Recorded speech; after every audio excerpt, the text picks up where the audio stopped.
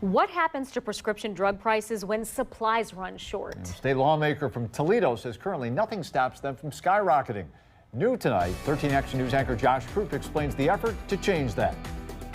A new bill looks to prevent pharmaceutical companies and insurers from raising prices on drugs or medical devices during an emergency or an official shortage. The bill would cap price increases at 10% above pre-shortage levels. Violations carry fines of up to $10,000 per incident and $25,000 a day.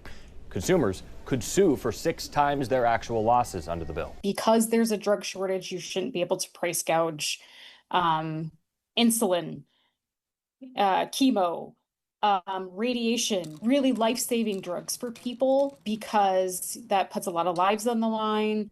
It's not fair. Democratic State Representative Michelle Grimm from Toledo recently introduced the legislation. She says it was modeled in part after a 2022 bill that aimed to prevent the price gouging of baby formula. We need to make sure that we're protecting consumers. Other previous efforts in recent years to enact emergency-related price gouging laws haven't gained that much traction in Ohio in the GOP-controlled legislature. Some Ohio Republicans have pushed for change, though, including former Attorney General Dave Yost, following panic buying and price surges that we saw at the beginning of the pandemic. Now, some businesses and individuals saw that panic as an opportunity to make tremendous profits by exploiting fears and uncertainties. The bill Yost supported would have given the AG the power to put temporary limits on certain retail products during emergencies.